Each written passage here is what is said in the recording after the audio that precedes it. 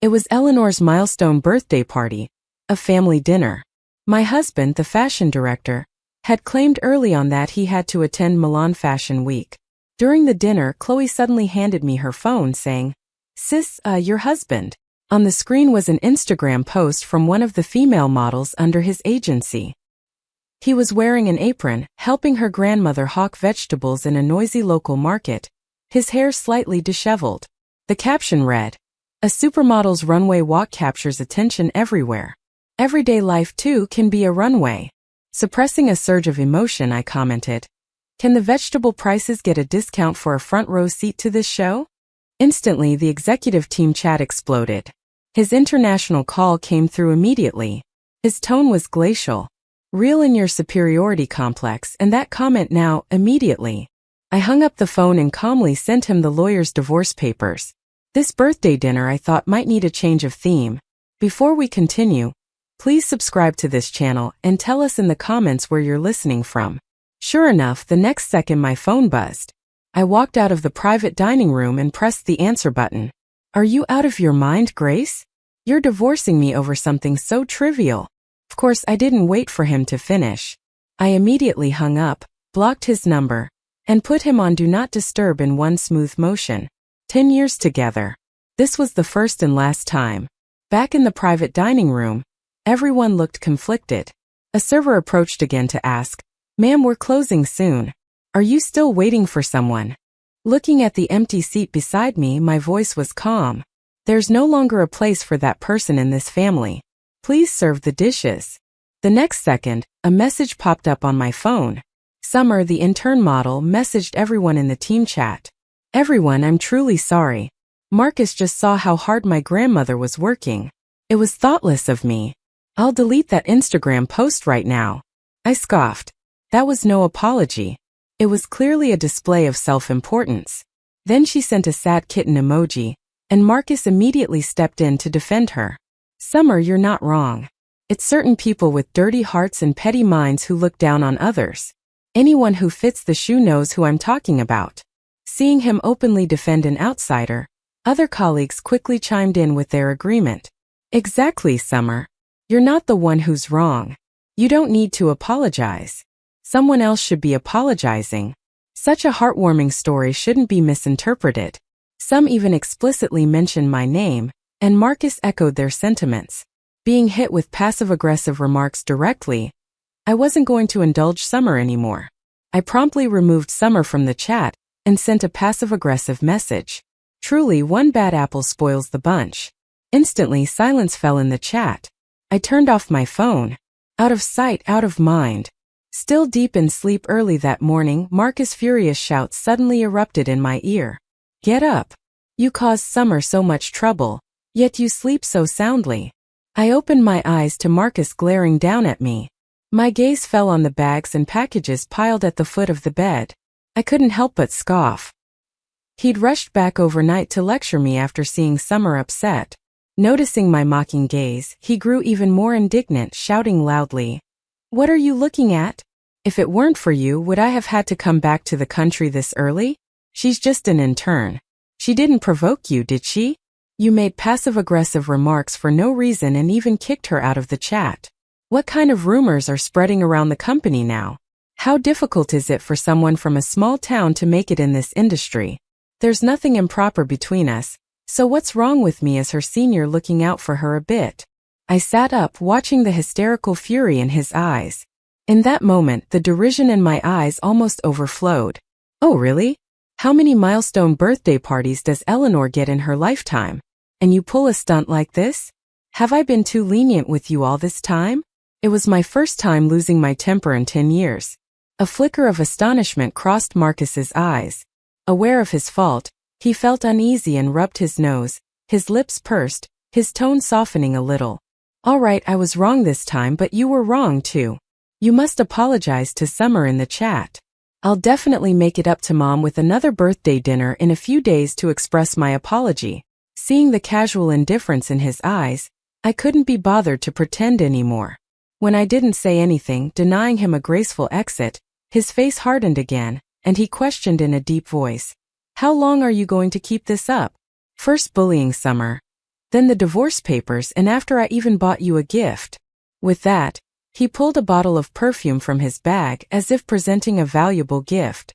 Seeing the prominent free sample label on it, the irony in the air immediately intensified. How thoughtful indeed. Ignoring his feigned enthusiasm, I scoffed. "No need. You should keep it for summer instead." Didn't he know I was severely allergic to alcohol and couldn't use perfume? Seeing me offer no difference, he sneered, dropping all pretense. "You're insane. I kindly bought you a gift, and you're ungrateful. You're unappreciative of anything good." As if to demonstrate his sophisticated taste, he picked up the perfume and sprayed it wildly at me. A burning sensation immediately flared on my exposed arm, as if countless needles were pricking my skin. The acrid, cheap scent stung my nostrils. It was even the same fragrance Summer often wore. Enduring the discomfort, I let out a bitter laugh, no longer able to suppress the rage in my heart. I knocked the perfume bottle to the floor before he could react again. I pulled out the divorce papers, which I had already signed. "That's enough. Let's get divorced." "You're crazy, Grace."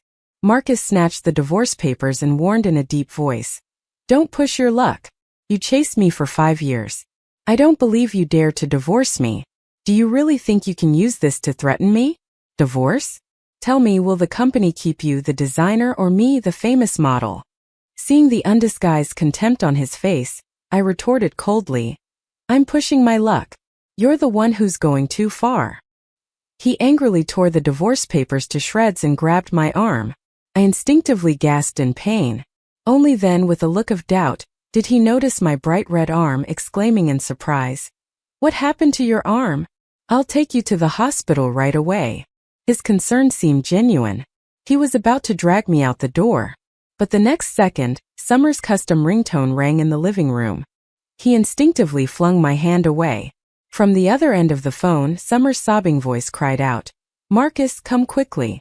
I've cut my hand with scissors." With a furrowed brow, he was about to rush out the door. Just as he was about to step out, he suddenly looked back at me, his expression complex, as if remembering there was someone else at home. "Grace, there's a clinic downstairs. Go check it out yourself. I have an urgent matter." Watching him in a frantic hurry because of Summer, I let out an angry laugh and waved my hand. "Just go. If you wait any longer, the wound will probably heal on its own. Do you always have to be so harsh?" Marcus glared at me, his fists clenched, then stormed out, slamming the door, barely containing his rage. After he left, I submitted the resignation letter I had already prepared. As exclusive designer, my resignation required his personal approval. I was prepared for a standoff, but to my surprise, my resignation was approved in less than 3 minutes.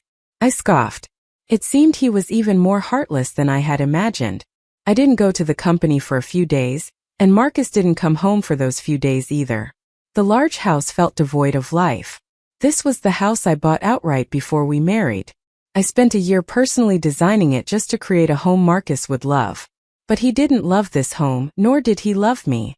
He traveled all over the country year-round. Now that I was resigning, there was no reason to keep this house. Taking a deep breath, I called a real estate agent, my voice devoid of emotion. "I have a house. Urgent sale." The next morning, I went to the company to pack my things. My colleagues subtly eyed me, then huddled together, whispering. They were gossiping, first about my resignation, and second about the situation between Summer and me. I ignored them, completed the procedures, and went straight to my cubicle to pack. Marcus wasn't in the office. Good. I didn't want to see him anyway to avoid any awkwardness between us. On the desk were stacks of design sketches, all of which I had personally designed for Marcus. Behind every design sketch was my hard work and affection. I remembered when the design department had just been established. To make him famous, I worked day and night sketching and creating sample garments. Now he had finally gotten what he wished for, but nothing stays the same after all. I chuckled softly, gathered my thoughts, and headed out. As I passed the photo studio, I saw many people gathered. Just as I was about to leave, Summer's voice came from behind me. "Grace, you're finally here at the company." I turned my head, and that innocent Bella's face came into view. Seeing me carrying a box, she looked surprised. "Grace, are you resigning?" Immediately, everyone's eyes fell on me with ill intent in their gaze. In the center of the crowd, Summer was squatting on the floor, measuring Marcus' hip measurement. They were pressed close together, completely unabashed. Marcus frowned, staring intently at the cardboard box in my hands, and snapped coldly, "Grace, what kind of trouble are you stirring up at the company now?" "What kind of trouble am I stirring up? You're really good at turning the tables on me." I was already resigning, so naturally, I didn't want to endure any more humiliation, nor did I want to step back and find peace. I gave Marcus a cold look and sneered. "If I hadn't come to the company, how would I have seen you two innocently touching each other here? Are my designs not good enough?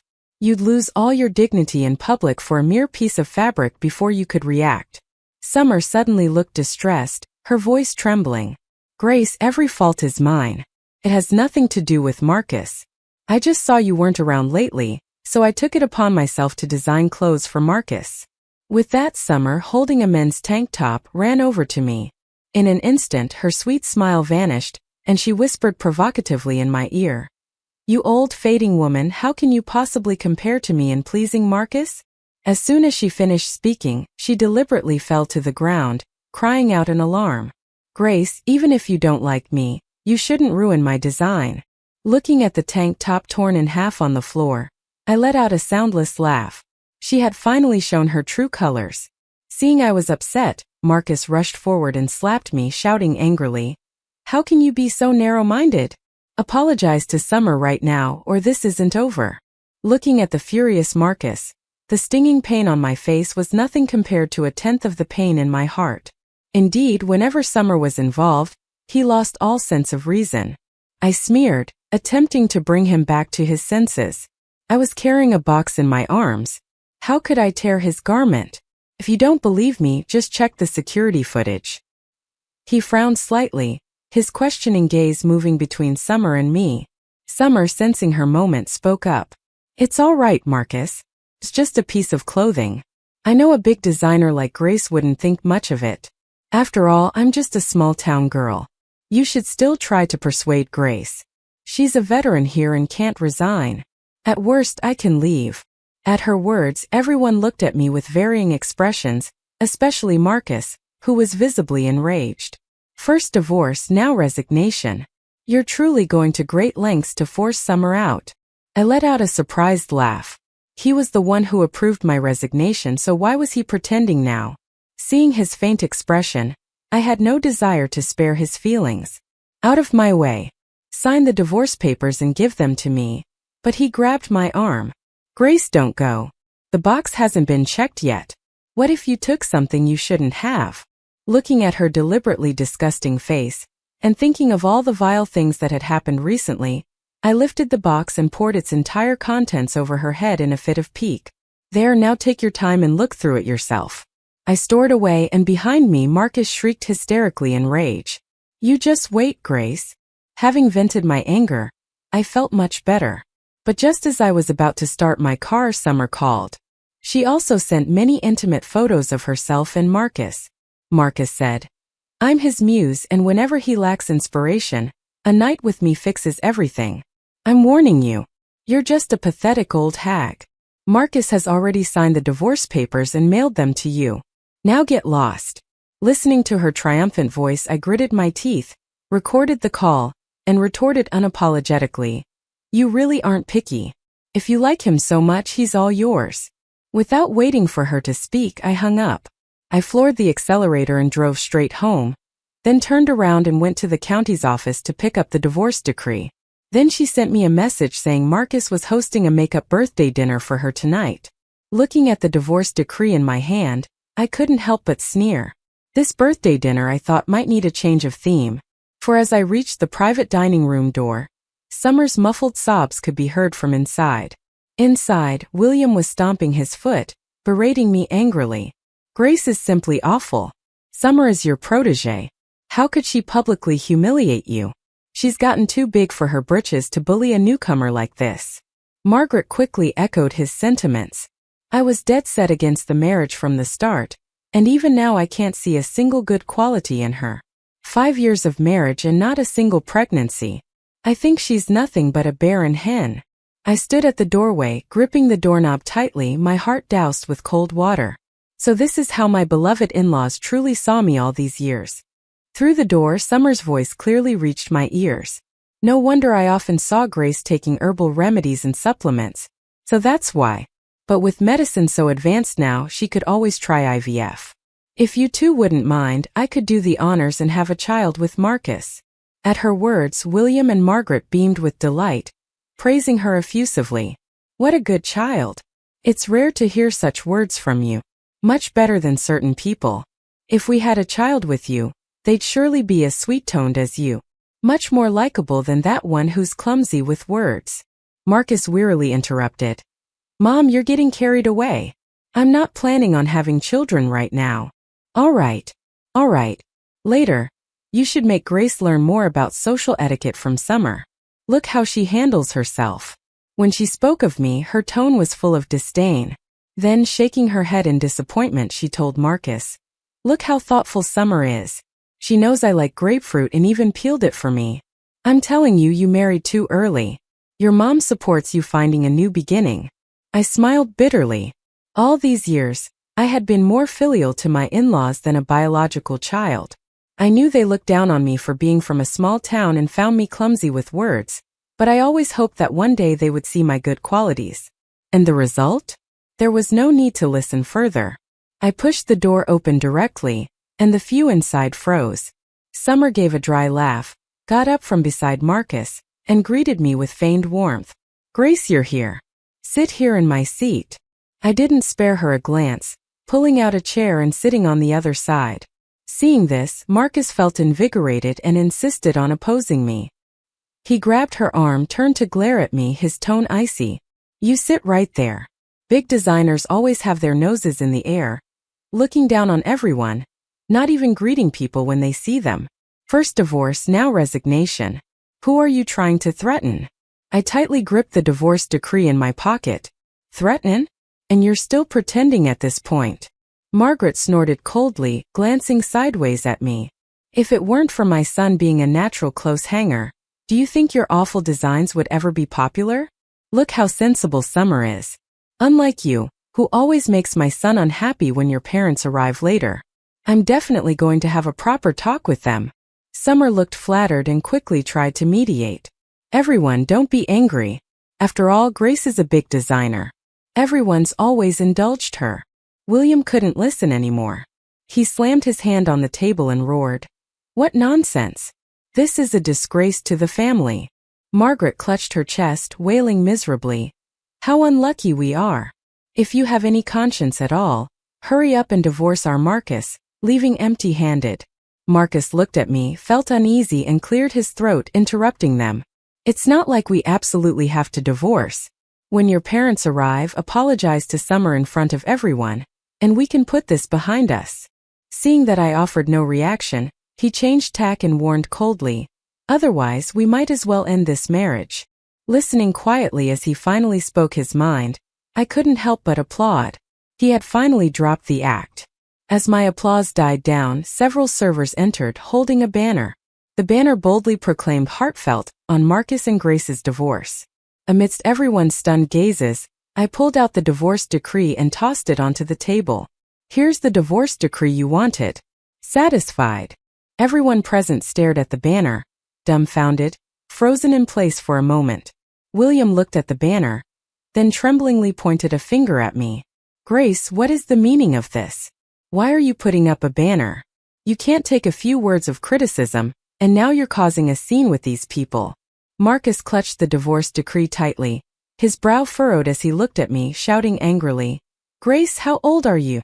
On a day for two families to gather, how dare you pull a prank with a fake document like this? Do you think you're so smart and impressive? I'm warning you. Take all this down immediately or I'm not through with you. Summer, with faint concern, chimed in to persuade me. Grace, that's enough. Look how angry you've made Uncle and Aunt. Just apologize and this whole thing will be over. I rubbed my forehead, letting out a bitter laugh, and opened the divorce decree, spreading it out before Marcus. Do you still think I'm joking at this point? Take a good look. It has an official seal on it. Marcus stared intently, an incredulous look growing in his eyes as he gazed at me. There's an official seal, but I never signed it. How dare you forge my signature? I let out a soundless laugh and played the recording on my phone. Marcus said I'm his muse, and whenever he lacks inspiration, a night with me fixes everything. I'm warning you, you're just a pathetic old hag. The divorce papers you wanted, Margaret has already signed and mailed to you. Now get lost. Summer's voice echoed in the small private dining room. William and Margaret's faces were grim, too ashamed to look up. Marcus, on the other hand, was a mixture of shame and anger. He stared at Summer in astonishment, then pointed at her furiously. What nonsense are you talking about? Who gave you permission to say such things in front of Grace? Then he looked at me frantically, explaining in a hurry. Grace, listen to me. This is all a misunderstanding. Don't listen to her nonsense. There's nothing going on between us. Seeing him still clinging to denial, even when faced with undeniable evidence, I couldn't help but laugh. You're still being stubborn, but it doesn't matter anymore. We're already divorced. At my words, Marcus's eyes widened, looking as if he was about to burst into tears. Grace, even if you can let go of me, can you really let go of the design department you founded yourself? I know you're just acting out of spite. Hearing him mention the company, I scoffed. He still knows I founded it, and now he's pretending here, playing the sympathy card. I already resigned, and you personally approved my resignation. Why are you putting on an act now? Marcus, surprised, grabbed my arm, his voice rising. Don't accuse me unfairly here. When did I ever agree to your resignation? Don't push your luck by accusing me falsely under the guise of divorce. The doubt in his eyes didn't seem faint. Could these matters truly have nothing to do with him? Marcus seemed to realize something and abruptly turned to look at the cowering Summer beside him. Was it you? You were the one who asked me to sign several documents a few days ago. Summer felt uneasy and cleared her throat, her tone tinged with a hint of complaint. Marcus, I just thought Grace was joking. I didn't think much of it. How was I supposed to know Grace was serious? Marcus, seething with rage, slapped Summer directly across the face. Lunatic. Who told you to take matters into your own hands? After his outburst, he looked at me, pleading. Grace, look, she did all of this. It has nothing to do with me. Please just give me one more chance, okay? William snorted coldly, fuming as he looked at me. That's enough. Have some backbone, will you? What kind of behavior is this? She's just from a small town. Why are you so spineless about it? You brought utter disgrace upon our family. Marcus was speechless for a moment, frozen in place. Margaret immediately chimed in, echoing. All right, you're already divorced. What's the point of arguing about all this now? We might as well discuss the division of assets. William looked at me with a cold face. The department was indeed started by both of you, but Marcus has always been managing it. You've been leeching off my hard work for 5 years. If it weren't for my son, would you have such a good reputation today? Ultimately, your designs are famous because Marcus is famous, right? So Marcus still deserves more credit. How about we part amicably? My son gets 70% of the assets and you get 30%. No sooner had he finished speaking than Henry and Eleanor burst through the door, pointing at the Ming family and cursing angrily. Bah, what a shameless family. Your son cheated first, so why should my daughter suffer the consequences? Worst comes to worst, we'll see you in court and see who's more embarrassed. I quickly pulled my agitated parents back, signaling them to calm down. I took a deep breath, my gaze sweeping coldly over the Ming family, and slowly began. Uncle, Aunt, you should be well aware of the hard work I've poured into the design department over the years. Every proposal, every detail in the design department was completed after countless sleepless nights. To say I was leeching off my hard work, that's quite an accusation. Marcus seemed to want to say something more. His lips moved, but ultimately no sound came out. He hung his head, not daring to meet my gaze. I continued. As for asset division, I swear I won't take a single cent more than I deserve. But I absolutely will not accept such an unfair division. If it comes to it, we'll see each other in court. I trust the law will deliver a just verdict. What's more, I'm not the one who was in the wrong first. William's face turned ashen with rage. He pointed a finger at me but was speechless for a moment. Margaret was still muttering beside him. Humph, who's afraid of whom? Margaret was about to argue further, but Marcus abruptly cut her off. "Mom, that's enough. Let's go home." Margaret looked reluctant, still wanting to speak, but Marcus pulled her arm firmly, and only then did she unwillingly close her mouth. William glared fiercely at me, snorted, and walked towards the door. Seeing this, Margaret quickly followed, quietly complaining all the while. Marcus walked to the doorway, then looked back at me, his eyes filled with a complex expression. He opened his mouth as if to say something, but ultimately said nothing, turning to follow his parents out. Eleanor took my hand, saying with concern, "Daughter, don't be afraid. With an Eleanor here, no one will dare bully you." Henry also patted my shoulder, comforting me. "That's right. We won't stoop to their level. Come on, let's go home." I nodded, but my heart was a mix of emotions. Taking a deep breath, I told Henry and Eleanor, "Henry and Eleanor, let's go home. From now on, we'll live our lives well." I gazed at the darkening sky outside the window, feeling no satisfaction of revenge, only the exhaustion of shedding a 1,000 pounds burden. 5 years of marriage, 10 years of a relationship, from boundless joy to deep wounds, finally came to a messy end today. 3 months later, my design studio opened in a small building in the historic district. There was no grand ceremony, just a few familiar friends sending flower baskets. Ethan, a designer I had met at the National Designer event, also arrived as promised for the opening ceremony. After learning about my divorce, he said he was willing to join my studio. In the time we spent together afterward, we gradually developed feelings for each other and started a relationship. Just as the studio was getting on track, Marcus' harassment arrived as expected. Initially, it was late-night calls ranging from hysterical accusations to tearful pleas. "Grace, I know I was wrong. Summer is a liar. Please come back. The department can't function without you. Only you are my muse." Each time I calmly hung up. Later, he even started waiting for me downstairs at the studio. He wore the tailored suit I had given him years ago, trying to evoke memories of our past affection. He angrily pointed at Ethan, my boyfriend, behind me. "Grace, are you really going to forget our 10 years together for a man you just met? You call me a scumbag, but I think you've already been having an affair with this wild man." He blocked my path. I pushed him away, and Ethan behind me naturally took my hand, his voice firm. "Mr. Marcus, it's time to move on from the past. If you continue to harass her, I'll call the police." Marcus looked at our clasped hands, his face instantly turning pale. He turned and walked away without looking back. Even worse, he began spreading rumors in industry chats, claiming I climbed the ladder using him and then turned my back on him. He even implied I deliberately divorced him for Ethan. But I was fully focused on preparing for the national designer, and had no desire to deal with him. The preliminary list for the national designer was announced, and my name, Marcus, and Summer's names were conspicuously listed together. Marcus immediately sent a text message taunting me, "See you on the runway. I'll make everyone know you're nothing but my shadow." Summer, meanwhile, posted a photo of herself working diligently at the company on her Instagram with the caption, "Some people are nothing once they leave the platform. Just wait and see the show." On the final night, the runway was brightly lit. I sat in the front row of the audience, and Ethan quietly squeezed my hand. Marcus' designs were the first to appear, maintaining his characteristic opulent style. But upon closer inspection, they were all unadopted concepts I had devised for him years ago, completely lacking in originality. When it was Summer's turn, a wave of whispering rippled through the audience.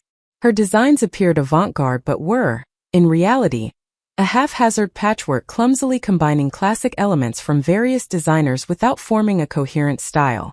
And when my designs slowly appeared on the runway, the entire venue fell silent. As the final piece paused under the spotlight, the entire venue erupted in thunderous applause.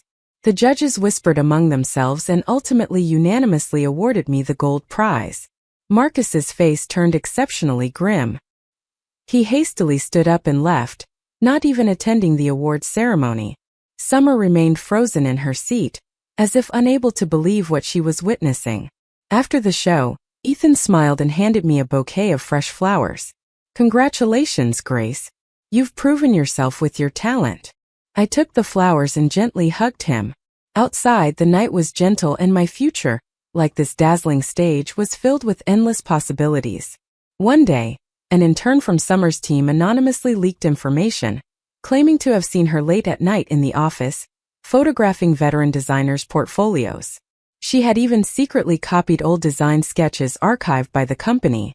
In just half an hour, the topic of Summer's plagiarism soared to the top of the trending list. The brand representatives who had once flocked around her instantly dispersed, and her phone was flooded with termination notices. Overnight, Summer, once the highly anticipated newcomer to the fashion world, fell from grace and became a plagiarist scorned by all. However, the storm did not abate there. At 8 the next morning, as soon as I arrived at the studio, I saw the industry chat group was abuzz. Evidence of Marcus's infidelity during his marriage was anonymously exposed. Not only were there intimate photos of him and Summer at a hotel entrance, but also their private intimate photos. Collaborators panicked instantly. Over a dozen brands jointly issued letters demanding the board replace the person in charge, or they would terminate all partnerships. The board of directors convened an emergency meeting and officially issued an announcement. He was removed from his position as design director, and his company shares were diluted to an almost negligible amount. The director, once so illustrious, became unemployed overnight. 3 days later, Marcus found my studio. He lacked his usual polished look, with heavy dark circles under his eyes. Seeing me, his eyes widened, and he immediately reached out to take my hand. "Grace, I know I was wrong. Summer misled me. I shouldn't have been so infatuated. Can you speak out and clear my name?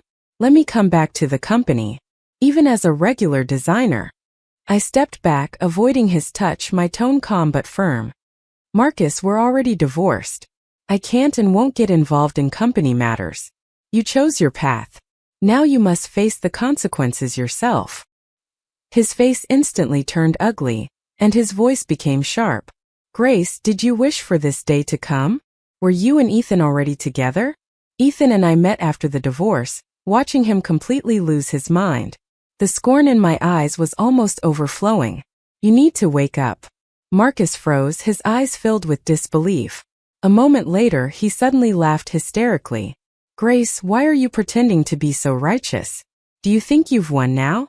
I'm telling you, without me, you won't have it easy either." He glared at me viciously, as if he wanted to devour me whole. I frowned, looking at him coldly. "Marcus, you look truly pathetic right now. You made your own mistakes, and instead of trying to make amends, you're here blaming everyone else. Is there any point to this?" His body trembled as if my words had struck a raw nerve, and the anger in his eyes slowly gave way to despair. I looked at him, feeling not a shred of pity. Once I had given him chances, but he chose betrayal. He chose this path of no return. "Marcus, you chose your own path. From now on, you're on your own." With that, I turned and walked into the studio, no longer paying attention to the crying behind me. I thought the storm would end there, but events unfolded far beyond my expectations. Then late one night a week later, I received an MMS message from an unknown number. I opened it, and the scene in the photo sent a chill down my spine. Marcus lay in a pool of blood, his face pale. Summer was kneeling beside him, clutching a knife stained with blood. Before I could even process it, the phone rang. From the other end of the line, Summer's voice came through, trembling with madness. "Grace, it's all his fault. He swore he'd help me, but now I'm disgraced and he just wants to kick me aside. Are you satisfied? You forced all of this. He's dead and you're next." My heart tightened and I immediately called the police. Before long, the wail of police sirens shattered the night stillness. I stood by the window, gazing into the distance at the flashing police lights, a profound coldness settling in my heart. Ethan gently hugged me from behind. I could clearly feel the warmth of his body, but the chill deep inside me was hard to shake off. A marriage that had begun so beautifully had ultimately ended in such a devastating way. Later, I learned from the news that Summer had been sentenced to death for murder. William and Margaret aged overnight.